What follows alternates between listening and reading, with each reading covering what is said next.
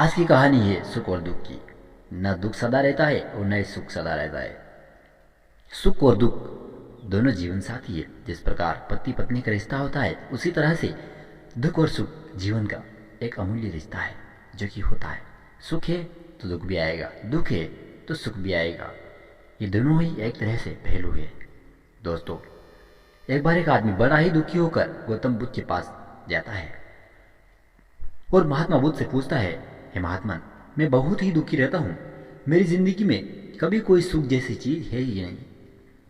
मुझे पता ही नहीं कि सुख क्या होता है, क्योंकि मैंने अपनी जिंदगी में बहुत ही चीजों को खो चुका हूँ और मेरी जिंदगी में जो चाहिए था वो मिला ही नहीं। इसलिए मैं बहुत ज्यादा दुखी रहता। गौतम बुद्ध ने उस आदमी को एक छोटी सी कहानी सुनाई। उन्होंने कहा, यहाँ से कुछ ही दूर एक गांव है जहां पर एक विक्रम नाम का इंसान रहता था, जिसको कहीं ना कहीं कुछ चीजें खरीदने का बड़ा ही शौक था। उसके पास एक आदमी आया। उस आदमी ने कहा, मेरे पास एक पर्ची है जो मुझे इस पर्ची को बेचनी है। अब इस पर्ची से किस तरह से मैं बेचूं? इस पर्ची को कोई ले नहीं रहा था। उसने सोचा कि मैं इस पर्ची को अपनी जेब में रख लेता हूं। उसने उस पर्ची पर लिखा था, वो देखा ही नहीं, उस पर्ची में लिखा था, सदा ना रहेगा। अब सदा ना रहे इसका मतलब कोई नहीं जानता। इसकी कीमत क्या हो सकती है? उसने कुछ पैसे देकर उस पर्ची को खरीद लिया और उसे अपनी जेब में रख लिया। और कुछ ही दिनों के बाद जब लोगों ने देखा कि ये विक्रम बहुत ही ज्यादा पैसे कमा रहा है, बहुत ज्यादा आगे बढ़ रहा है, तो उसकी शिकायत राजा को कर दी और राजा ने बिना सोचे समझे ही विक्रम को जेल में डाल दिया। अब कुछ समय बीता गया और वो जेल में पड़े पड़े बहुत ही दुखी होने लगा और अपने आप को कोसने लगा, ईश्वर, मैंने इसे क्या गलती की ताकि मुझे इस तरह की ये सजा मिली? मैं इतना बुरा तो नहीं था। मुझे कुछ समझ नहीं आता कि मुझे क्यों ये सजा मिली। मैंने ऐसी कौन सी गलती की?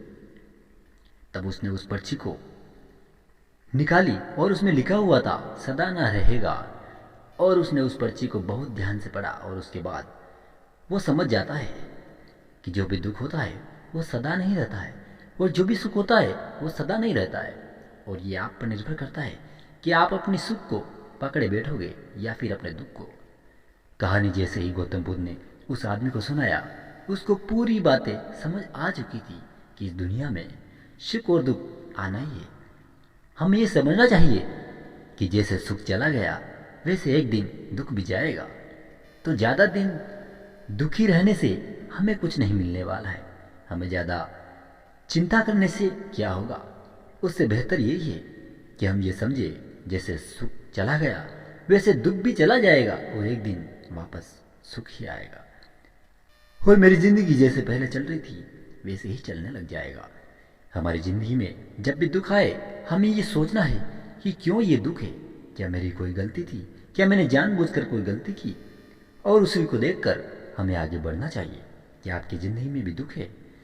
वैसे हमारी जिंदगी में सुख और दुख दोनों का बहुत होना जरूरी है, क्योंकि बिना दुख के आप सुख के बारे में जान नहीं सकते। क्योंकि अगर आपको सुख ही सुख मिलेगा तो आपको पता नहीं चलेगा कि दुख क्या होता है।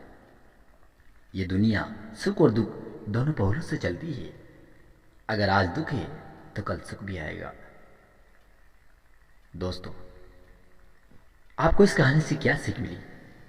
भला आप कमेंट बॉक्स में जरूर बताना। क्या ये कहानी सही है? क्या सुख के बाद दुख आता है? कमेंट में जरूर बताइएगा।